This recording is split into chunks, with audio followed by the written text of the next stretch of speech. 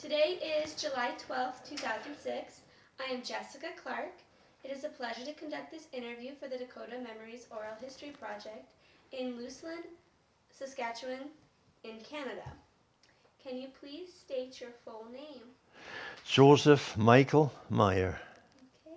And when were you born? March 30th, 1921. Do you go by Joe or Joseph? Joe Joe? is Okay. yeah. Where were you born, Joe? I was born in Trembling Lake, in the hometown, like those days. Okay. Do you know any stories about your birth? Not really. No, there was never much said in those days about the birth.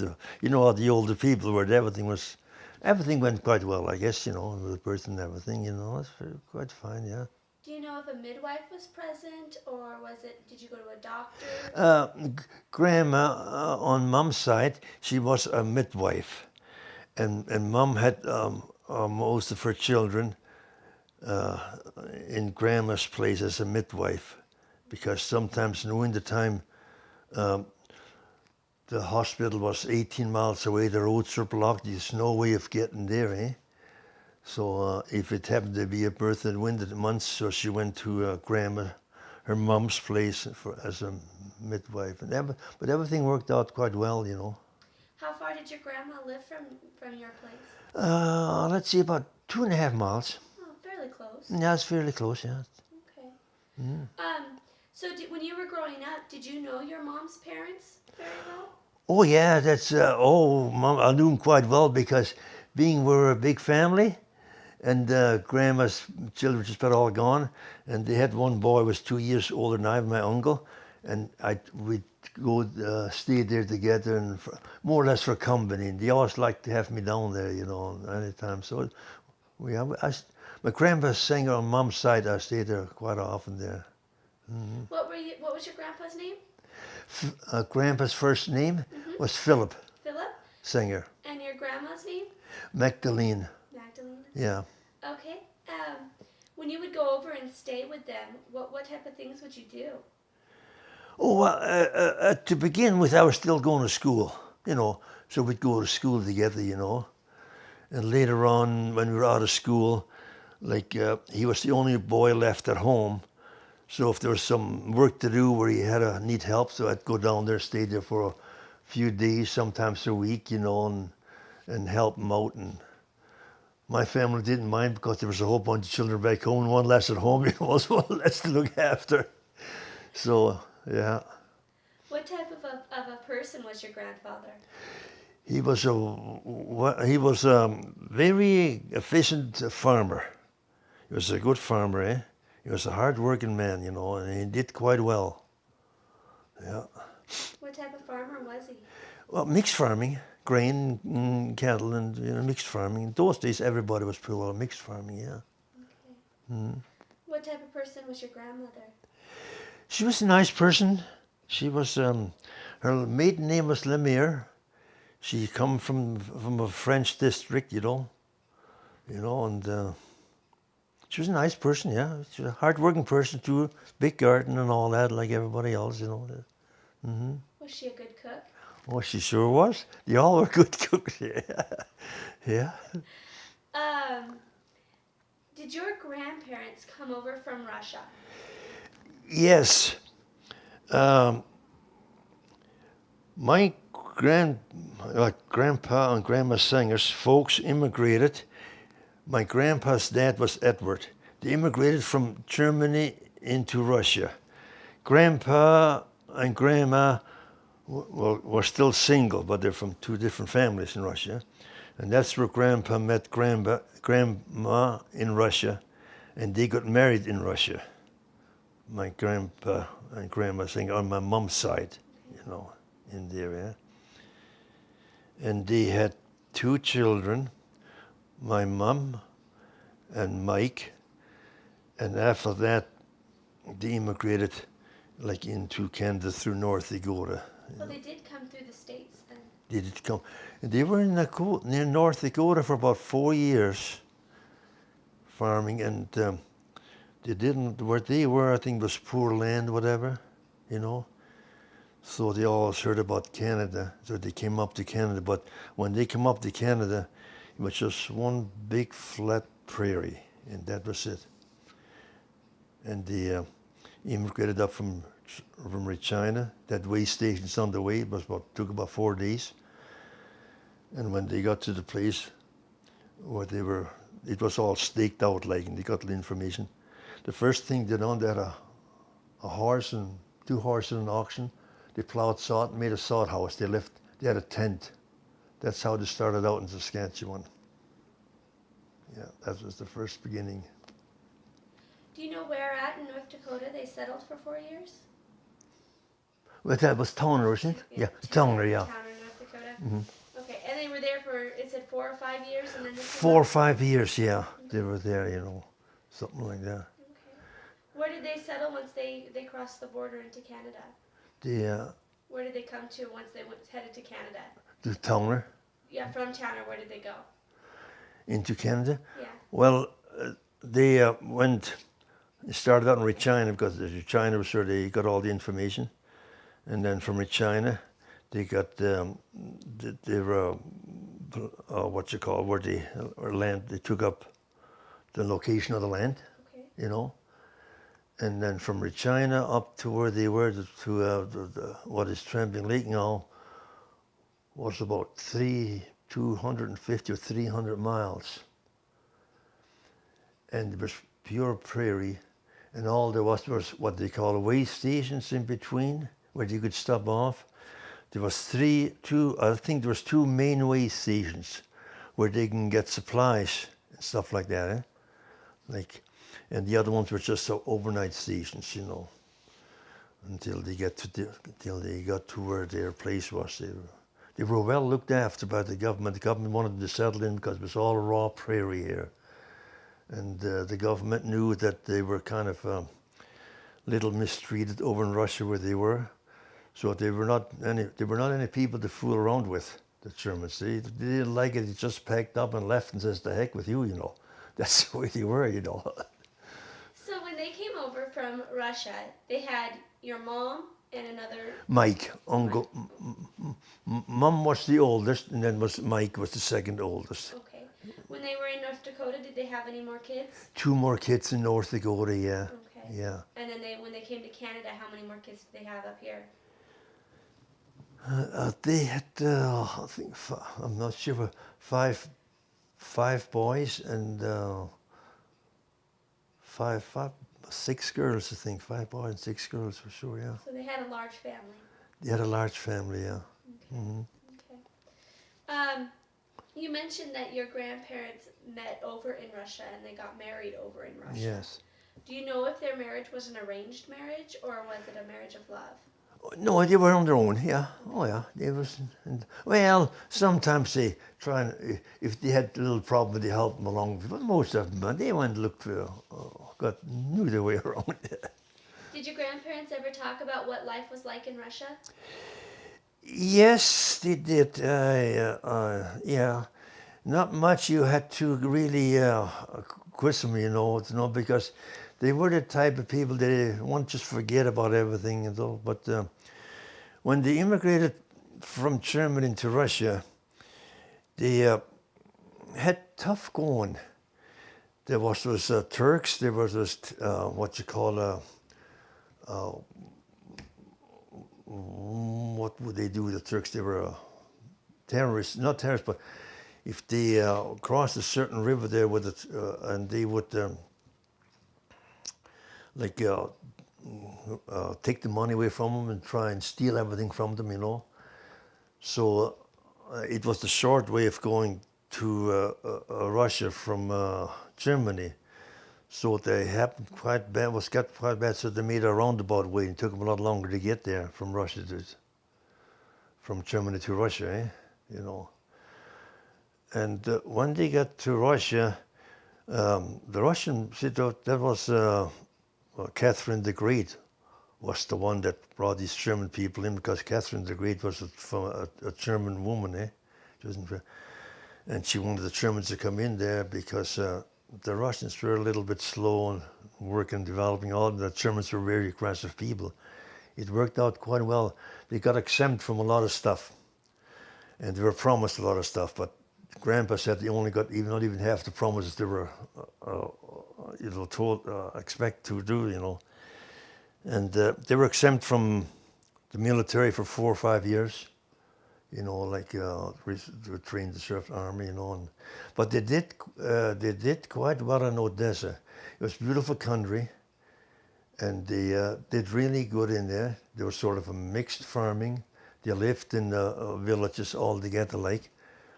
And in the end of the year, when the products was ready for sale, they'd go into I think it was Bismarck, and the people were already waiting for them. They said in about 2-3 hours all their products were sold, and they went back home. They did quite well in Russia.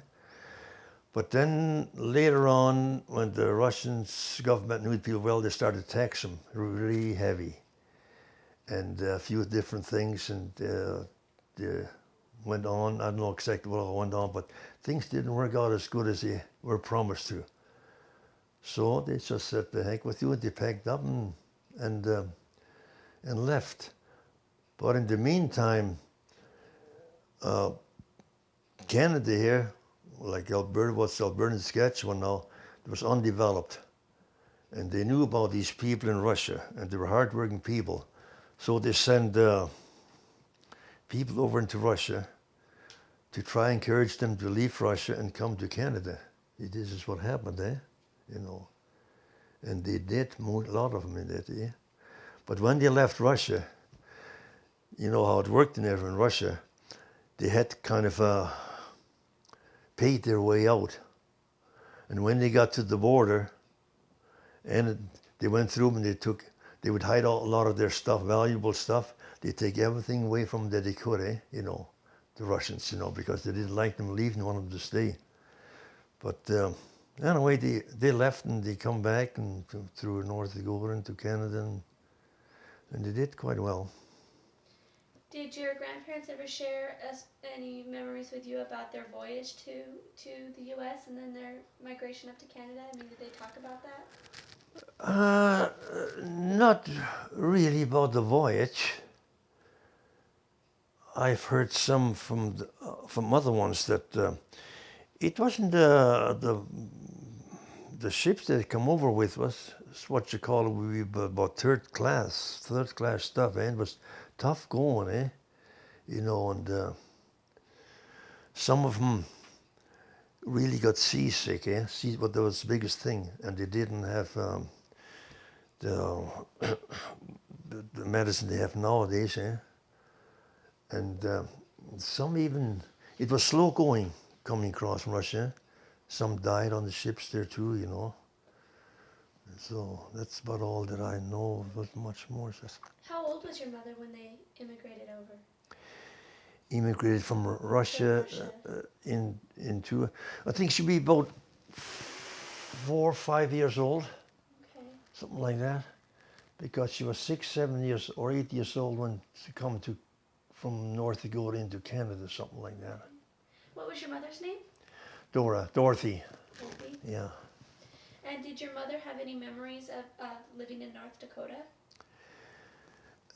Not too much. She never said much. She was quite a young girl yet, and she never said much about Dakota. They never did say much about North Dakota, Okay. No. Okay. Let's turn to your father's side. Mm-hmm. Did you know his parents? Just his mother. His dad died in North Dakota as a young man. Okay. Yeah. So then did they also immigrate from Russia to North Dakota and then to Canada? Yes. Yeah. In about the same way as the rest of them did. Okay. In the same way, yeah. How did your grandfather die? When we used to ask Dad, he says, "Oh, Dad, he just died." Well, yeah, that was fine. So we were kind of suspicious, why wouldn't he say anymore, But Brother Jack from Calgary is single, and he was quite interested. So he used to go to North Dakota when they had their Chamber and Heritage doings, Mm-hmm. And he inquired around, and he finally found out the village where they were, And so they went to the rectory, the church rectory, see whether they got there were records kept there. And there was a young priest there, and he finally found the records of him, and the place where he was buried. They went over there, and it was written in Latin. Everything was written in Latin, and this young priest, he couldn't read Latin, so they made a photocopy of it, and he brought it back to Calgary and got it one of the older priests, and all it said that he died of natural causes. How old was your grandfather when he passed away? He was 75 or 78, something like that. Okay. Yeah. And your grandmother? She passed away a little early. She was about 73. Okay. And then on your father's side, your grandfather passed away when he was? My grandfather, like in here? Down here. Yeah. When he passed away in North Dakota, that would be, I don't know if the year's on there or not. To make sure, I think it should be on there. Date of 1903 is when 1903, yeah. Okay. Mm-hmm. Okay. So you said your grandmother remarried after he passed away? Yes. Okay. Who did she remarry to? She married, well, she married, I'm a little bit guessing. She was first married to a Huron, then she was married to,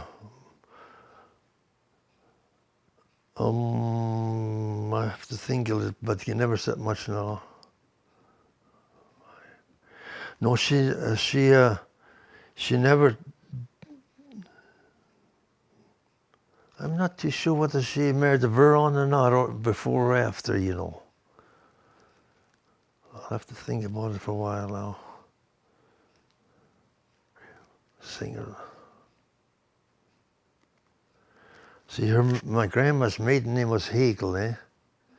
She was married to her maiden name was Hegel. I don't think she married after that, because there was on my grandma's side there was four sons and one daughter she had, in there, yeah. Was your dad born in North Dakota, or was your dad born in Russia? My dad was born in Russia. In Russia? Yeah. How old was he when they immigrated over? He was about 4 or 5 years old, because he was 6 or 7 years old when he came into Canada. Okay. Yeah. Did he ever talk about what it was like living in North Dakota, or? Not really. They never said much what it was like, No, they never said much what it was like in North Dakota. What was your dad's name? Joseph. Okay. So are you named after your dad? Yes. Okay. Let's see here. Your grandparents, did they speak German, Russian, or English? No, German was their language. Even though they were in Russia, Russian was never spoken there. I think they were even in Russia. The village head was all German, so even in Russia, German was their main language. Okay. Yeah. Okay. So when you were growing up, did you speak German to them? Yes. Yeah. Did they ever learn how to speak English? Grandpa and Grandma, very little. But my dad and Mom already, they spoke English quite well, Yeah. Okay. So your grandparents came over from Russia, then they went to North Dakota on both sides of the family. Then they went up to Canada. How did your parents meet? My parents met? Well, Mom was working in the hotel, and Dad was working there too, and I guess it somehow got together, just natural, like everything else, like in those days, yeah. What type of a person was your dad? Well, he was a very intelligent man. He, in his younger days, he was a smart man. He worked on the railroad in the camp as a camp foreman or camp, supply man on the railroads.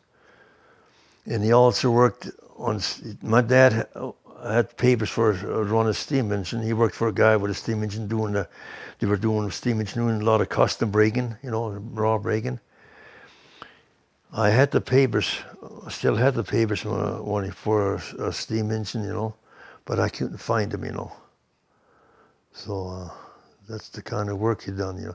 My dad always was the whole family was very mechanically inclined, like machinery and stuff like that. It was very good in repairing machinery, building stuff, and the whole family, my family was like that.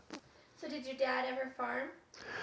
Yes, yeah, he farmed. He started farming. How about your mom? What type of person was she? She was a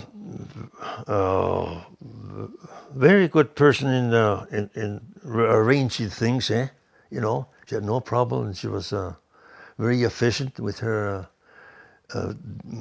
like in the garden and stuff. Like she could do pretty well anything. You had to be that way. No, serious, otherwise you'd. So her garden, what type of garden did she have? Was it a large garden? A large garden, yeah. It was a large garden, What type of food did she grow in the garden? They had, well, your potatoes were your main food, eh? And then everything else, you had cabbage and carrots and cucumbers and turnips and you name it. They grew anything that was possible to grow there, and it was good soil. Everything grew good, eh? It was a good garden, And did she do a lot of canning? yes, did a lot of canning in those days because we had no electricity, no deep freezers, no fridges, nothing. There was a lot of canning done, and wouldn't the canning, sometimes they just dried certain things that would dry them and then use them later on, eh? Okay. Your mom and dad, what type of marriage did they have? Was it a good marriage? It was a good marriage, yeah. Mm-hmm. Yeah. Where did they farm at? They farmed in the Trembling Lake area. Yeah, that's where they farmed at. And how many kids did they have? They had 7 boys and 7 girls. So 14 kids? 14, yeah. Oh my goodness. Do you know when the oldest was born? Well, I'm the second oldest. I was born in 1921, and the oldest was born in 1922. So there was not much, there was year after year deal like it. Okay. And then when was the youngest born? In September 1933. Okay. Yeah. Can you take me through from oldest to youngest the names of your siblings? Yes. Okay. Brother Phil is the oldest. I'm the second oldest. And then there's Sister Lena. And then there's John, Johanna.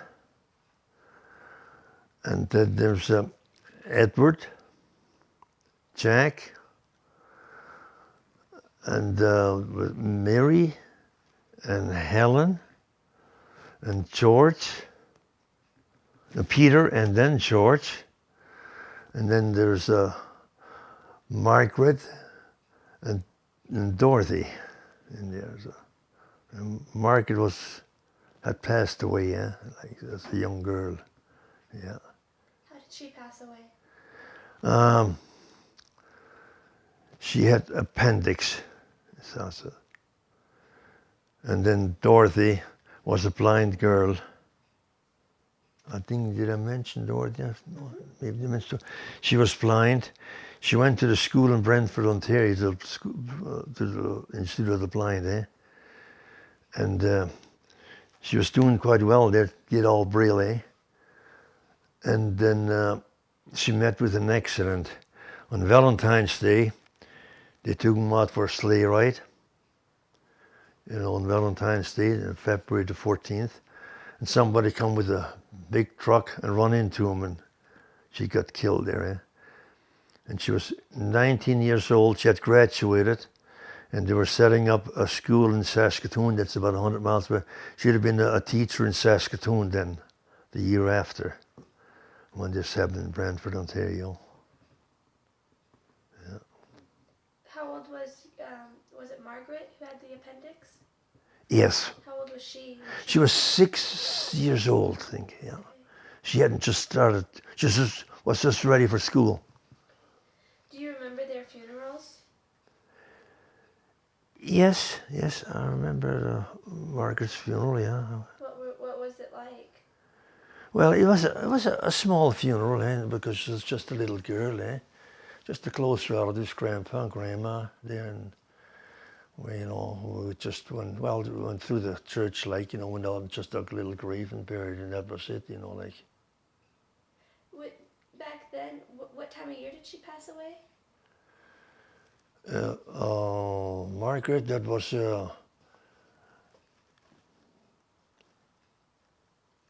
she's old. Would have been 30, maybe in the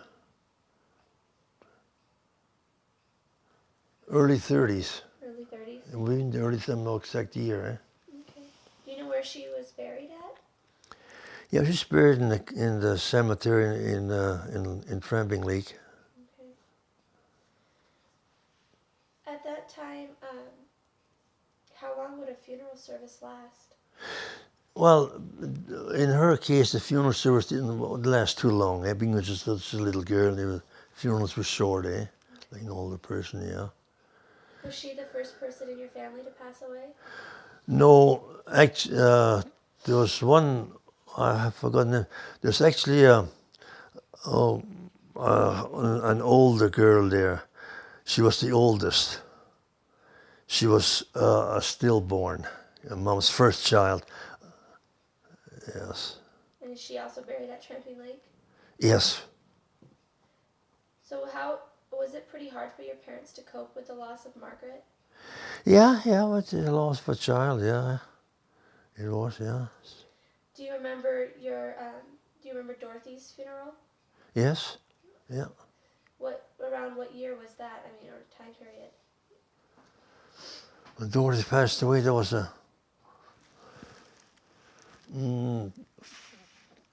that would have been, we were staying in the East Block, been 50, 53, been 52, I guess, something like that. In the 1950s? Yeah, in the 50s, yeah. Okay. And do you remember her funeral? Yes, yeah. Was that one a longer service? Yeah, it would be longer service, a little bigger funeral, yeah. Did you get to know Dorothy at all since she went away to school? Or Oh, yes. what type of a person was she? Oh, she was a really smart little person, being she was blind. I think she was smarter than all the rest of us. Because what would you call the sixth sense, when she got around quite well, because she was born blind, and she was running around, all that.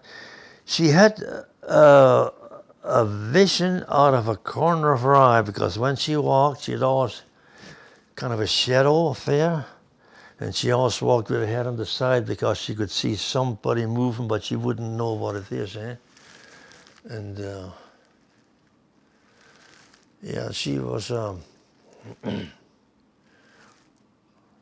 smart little girl, And, How did they work with blind children back then? I mean, what type of things did she do? I mean, at home or at school? At home. At home, not much different than the rest, it was, after she went to school and came home, you could see quite a change, because they were able to teach her different things that mom and dad couldn't teach her, because they had no knowledge of that, And she'd always tease her sisters, I can do something that you can't do. She could read in the dark with Braille in her storybooks. She had a Braille wristwatch, Really? Yeah, oh yeah. Braille Well, that's what she got taught in school, books and everything, So she had a good education, So, when to send them off to a school like that, was that quite expensive for your mother? No, it was paid by the Institute of the Blind. Okay. Yes. Do you know why Dorothy was blind? No, just it was from birth, and there was never much said about it. Something happened in birth. Did she ever attend the country school with you, or did she go right away to the institute? No, she didn't go to the country school, Okay. but through the government somehow somebody got wind of the institute plan. I guess somebody notified them, and there was a lady come out. She probably coming from Saskatoon, and got the parents to get told about this school in the blind, and of course they weren't too struck on that because she was a young little girl and always to school. And so it took quite a while for Mum to think it over. She was very concerned about it. And then you finally says, but they told she's a young girl, she's a smart little girl, and she got to have an education, eh? So after about the second year, Mum realized that she did the right thing to send her to school. It was hard for her though. Yeah, it was. When she was hit by the truck, was she sledding? Is that what you said she was doing, or playing around when she died? Oh, How did Dorothy? well, they had it wasn't Valentine's Day, so they took him out it was a sleigh ride, a big bob sleigh, and they had bales on there, eh? And these children from the school would be sitting on those bales, eh? They were out for joy riding, eh? And this big truck coming and run into them, and she was badly hurt right off. Some of the others were hurt too, but they survived, but she didn't. 2 days later, she died in the hospital, eh? She was the only one that died. That died, yeah. Where is she buried at? In Trembling Lake, too, yeah. Also in Trembling Yes. Okay. Do you remember when your grandparents died? Yes, yeah. What were their funerals like? Were they similar to Dorothy's? Or? Yeah, all funerals are quite similar, yeah. Okay. Yeah. How old were you when your grandparents passed away? Well, Dad died first in 1958, eh? And how old would I have been from 1921 to 58? 47? Yeah, something like that, 47 or 80 years old, yeah. And Mum died about 8 years after Mum died, yeah. Are they buried out in Tramping Lake as well? Mum was buried she lived in Crawford, eh? She in the home there. She was buried in Crawford. When I always asked her where she wanted to be buried beside Dad, but she says, it doesn't really matter, She had a lot of friends in Crawford there. So we just buried in Crawford, and Dad was buried in Tramping Lake, Okay. Yeah.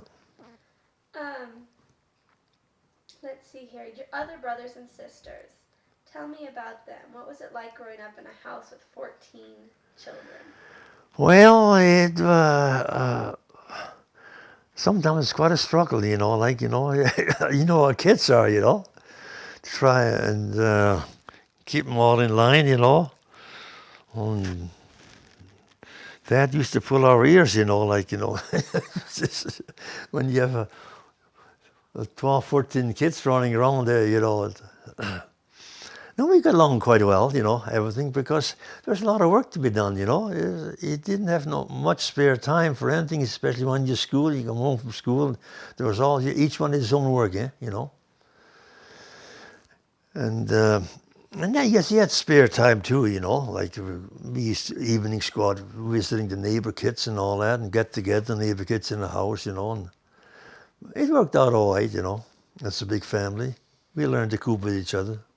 So you lived near Tramping Lake. You didn't live in the town, right? About 4.5 miles from Tramping Lake. Okay. How far were neighbor kids when you say you went visiting? How far were Well, the neighbor kids, one's right close, only about a quarter of a mile, and some were a mile or 2 miles. There was a farmer every mile, so it was real close. You walked, and it was a little bit further. You took the horse and sleigh, or a horse and buggy, or horseback. A lot of horseback riding, How much land did your dad have when you were growing up? How much land did your dad have when you were growing up? 3/4. 3/4? Yes. Was he a mixed farmer too? Yes.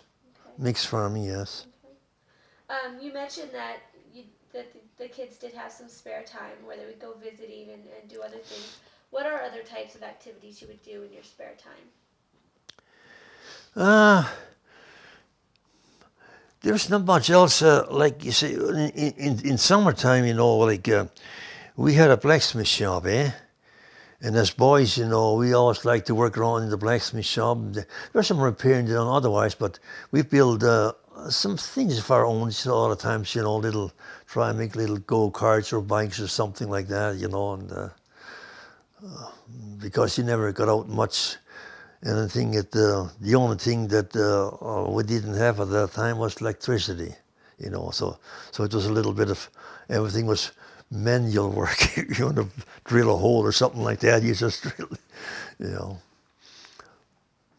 Was there any competition between you and your brothers and sisters? Not too much, not too much competition in them, we kind of worked together pretty good, the building stuff, yeah. Did anybody in your family play a musical instrument? Yeah, some of the younger ones, the girls had an organ, and one of the boys, Edward, he played the organ pretty well, eh? Was he self-taught? Yeah, self-taught, yeah. Mm-hmm. How about singing? Was that something you guys would do for fun? I was a poor singer. Some of the kids were good singers, but I couldn't sing very well, so it didn't bother much, But Dad was a pretty good singer, had a good voice, and so did Mum, yeah. Would you say they were strict parents? Strict? Yeah, they were strict. You had to be strict in those days. Mum, not more so than Dad, eh? Dad was a strict one, yeah. If the children stepped out of line, how would you be punished? Well, sometimes you get a little strapping, down there. Mother would never strap, but Dad would strap, and do a little bit of extra work sometimes, but not to much of an extent, What types of things would be considered out of line when you were growing up? Well, we'd probably do something that we shouldn't have done, When Dad would tell us to do something, we would go do the opposite, and whatever, some little thing, so not a big deal, But Dad would straighten us out, Yeah. Did you ever get into any mischief when you were a kid? Yeah, we got into mischief, and yeah. Not really bad stuff, just all little mischievous, I guess, like all kids, try and see how far you can go, sometimes, Testing the boundaries? Yeah, that's about it, Okay. Let's see here. Was your dad or mom, were they affectionate with the children? Not too affectionate, no. Mom was very affectionate, but Dad, no, he was, he was all right, but, there was, Let's see. The farm. Let's talk about the farm for a little bit.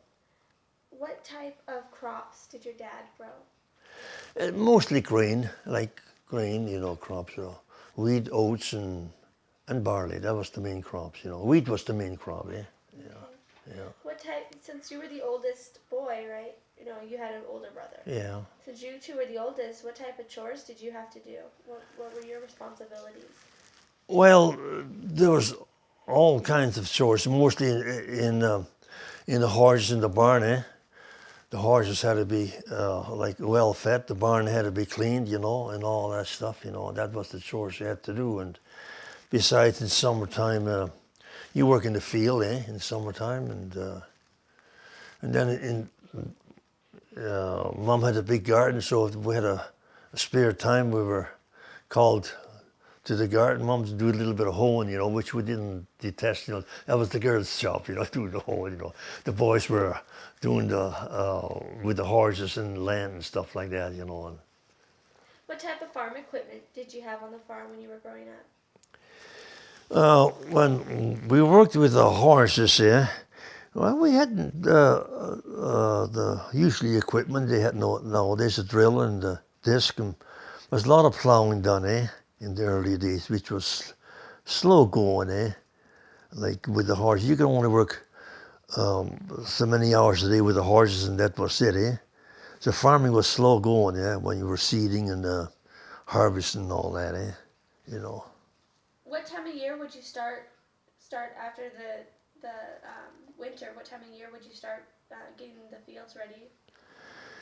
In sort of the beginning or the middle of May is when you start getting out on the fields, you know, in the middle of May. Can you take me through what you would do for your crops, the processes of getting the fields ready, seeding and harvesting and all? Take me through what a typical...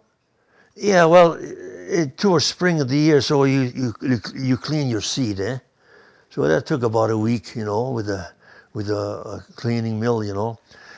We cranked it by hand to begin with, and later on Dad had a little engine there, so we, like you say, we were also mechanical kind. We got this little engine, put it on there, and we cleaned. And the machinery had to be looked after a little bit, and the horses had to be brought in. The horses usually run loose and taken in the barn, and they had to be fed a little better, you know. And that was about it, you know. Repair the equipment, you know, and all that. Look after the harness. Harness had to be done, you know, all that stuff, you know. So, yeah.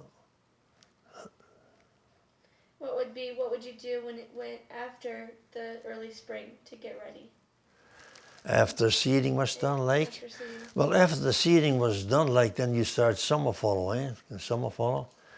And that was a slow process because to begin with, you only had two bottom plows, and that was 4 feet, 4 horses on each plow, and you didn't do much work in one day, you know. That was a slow thing, and by the time you finished summer following, that was pretty well into the July, So you gave the horses about 2-3 weeks rest, and then you got ready for harvest. And the binders had to get ready, and the grinders had to get ready, and the wagons had to be looked after. So there was all something to do, you know, like, you know. In the fall, would you ever be kept out of school to help on the farm? Yes, that was one of our drawbacks, you know. You missed quite a bit of school, especially the older ones, because when they had something to do, like you needed help. So being I and Phil were the oldest, so we had to stay home from school maybe sometimes 2 days at a time, and maybe once a week or every 2 weeks or 2 days at a time. So you missed school, Then later on, when we were home and out of school, then the other ones didn't miss that much school, the younger ones, But would it be hard for you to catch up on your schoolwork for missing those days, or? Yeah, well, it was, you know, but we still, after school, we read a lot of books and stuff in wintertime too, evenings. In wintertime evenings, we read all these Western books and stuff, and that was part of our education too, you know, reading. And didn't do too much writing, but reading was a lot of it because you were self-taught a lot of ways, and then one. Do you remember any of the authors that you used to read? The Western books, Texas Rangers and stuff like that, you know. We didn't read Rangelands Romance, you know. That was sissy stuff. We went to the. You know where you got those books from? We could send for 'em through the paper, you know, like the advertisement. We could send for 'em, and what we kids did, we trade locally with other kids, you know. They all read, so we trade books back and forth, you know. So. Without electricity in the evenings, you say you would read. What would you use for a light? Well, to begin with, we had coal oil lamps. Then later on, we had these gas lamps, you know. The gas lamps were really a bright light, eh? Um, thinking back to your house that you grew up in, with 14 kids and 2 parents, what type of house did you have? We had a fairly big house. Like, it was a 2-story house, 4 bedrooms upstairs and 1 bedroom downstairs. So the house was a fairly nice big house, you know. So how many of your siblings did you have to share a room with? Well, there was also a problem of heating. It cost quite a bit of money to heat the whole house, eh? So in the winter time, some of the beds are brought downstairs and put into an extra room. 2 beds in an extra room, you know. And I remember sleeping 4-2 a bed, you know. So 2 would sleep in the top end, 2 would sleep in the bottom end, and the feet sticking out on both ends, you know. But that was just for during the winter months, you know. What did you use to heat the house? Well, coal. In wintertime, coal, mostly coal, yeah. Where did you get the coal from? And they'd come in the rails on the railroad, and you'd go up there with a horse and sleigh or a horse and wagon, whatever, if it was snowing.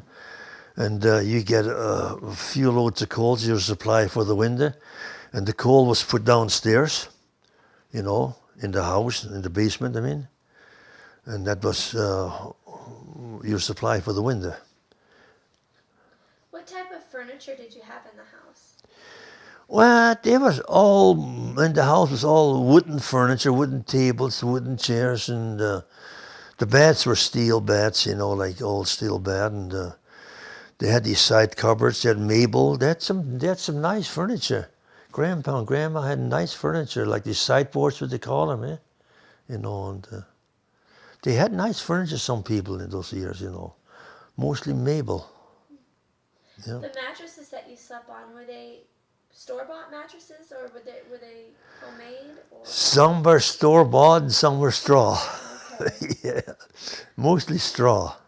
Okay. Mm-hmm. So tell me about the straw mattresses a little bit. Were they comfortable? I mean, Yeah, well, it wasn't straw to put in, it was actually hay, because hay was more fluffy, eh? You'd put hay in the fall of the year, like, you know, and then by spring of the year, that hay was pretty well all crumbled, so you'd throw it out and put some fresh stuff in there. But later on, we got mattresses, you know. We didn't keep them very long, the straw mattress, you know. what would you use for blankets and to keep warm and pillows and?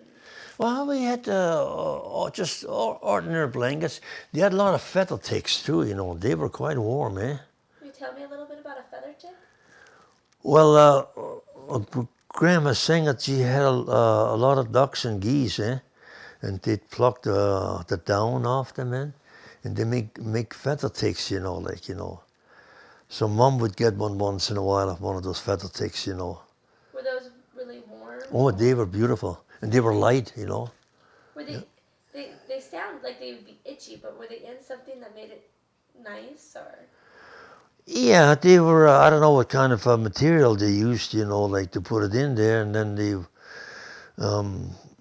material was sort of sewn in sections so they wouldn't go all over, you know, but that was about it, you know. The pillows were mostly feather pillows, you know, they had mostly feather pillows and also.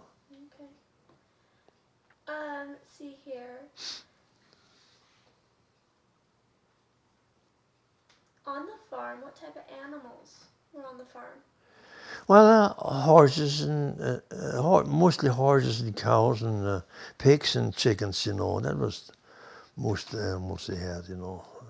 Would you use those animals for to take like food into town to sell, or were those for your families? Well, the cows were mostly milk from the, yeah. You didn't sell too many of them because you didn't have too many cattle. You only kept enough cows for home use, like and then you butcher the young stock and sell 1 or 2 of us that was left over, you know. But you had more horses, eh? Like because you farmed with horses, so you kept enough horses for the type of land you had for farming. What about butchering? What would that process entail? Butchering? Well, in the fall of the year, like you'd butcher hogs. Hogs was about, I think, 80% of the meat. You'd fatten up 2 or 3 hogs, and you butcher them. It was mostly pork, and sometimes a small, like a calf or little steer. But our main meat was pork, and then butcher chicken once in a while, stuff like that. What about sausage making? Was that something that your family did? Oh yeah, there was lots of sausage made, and there was a big deal when they butchered. Would you help with that process? Yes, we had to turn the grinder by hand. Hmm.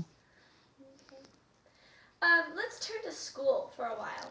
What was it like going to school when you were born? It wasn't too bad going to school. I started school when I was 6 years old, and my brother was 7. And we both started school at the same time because Dad and Mum wanted us to be together, like, to walk to school together.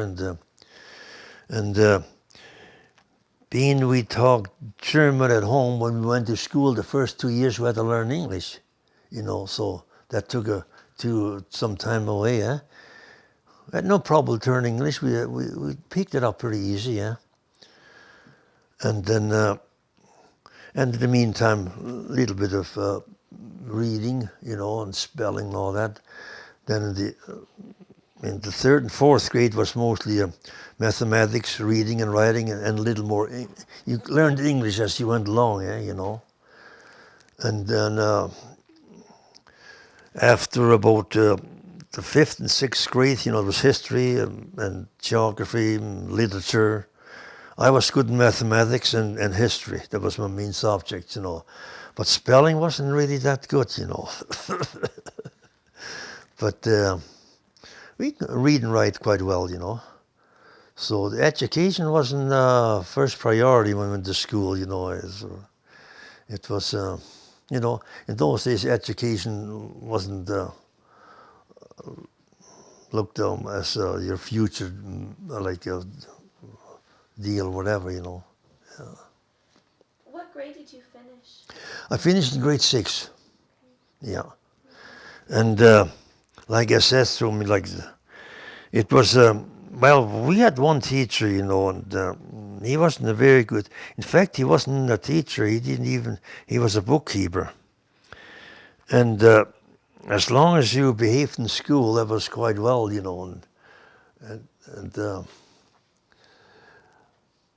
and nowadays, when you were 15 years old, it didn't matter if it was in the beginning of the week, at the end of the week, or the middle of the week. The day you were 15 years old, you quit school.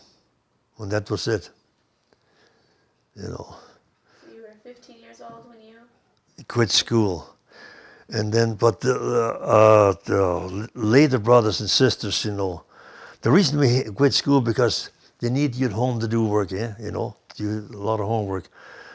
But my other brothers and sisters, they did quite well. Some went through grade 12 and went to school, because by that time they realized that education was one of the main. You had to have education, Was there any ever talk of you continuing on, or was it just you were going to be on the farm? No, there was no talk. They never encouraged us to go further to school, How about the teachers? You've talked about a couple of them. Were the teachers something that changed every year, or did you have? Well, the first year it was Mrs. Hess was my first teacher in grade 6 from English. She was a good teacher. I can remember her name, Miss Hess. And then we had a man teacher for 2 years, Mr. Leader. He was a good teacher. I did quite well. In fact, I even skipped the grade with him. And all of a sudden we got this other teacher, and things just didn't work out, with the other teacher. He wasn't the type of teacher that would encourage you, something like that. And I think it was our fault, the teacher's fault. It was everybody, it just didn't work out that well. You had mentioned before that there were times that you stayed out of school to work on the farm. Was that a common thing back then? Stay out of school? Yeah, pretty well. The older ones, Okay.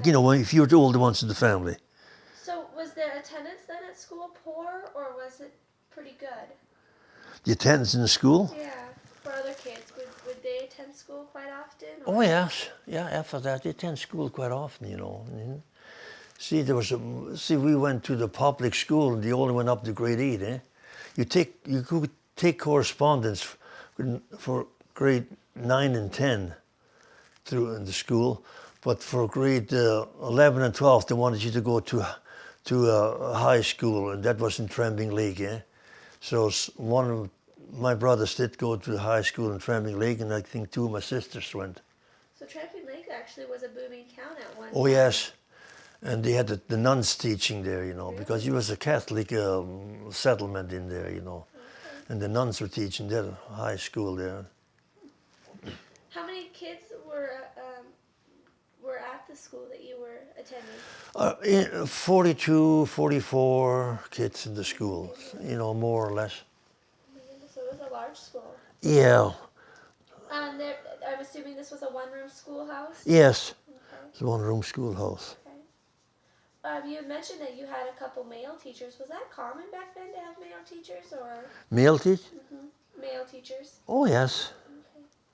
Oh yeah, it's just there's male and female teachers, wasn't any different. Since Trembling Lake was mainly a Catholic area, what was the population of your school? Was it largely Catholic, the one that you went to, the country school? The population of this Yeah, was it largely Catholic, or was it mixed, or? Catholic mostly, yeah. Okay. Were they German? Yes, yeah.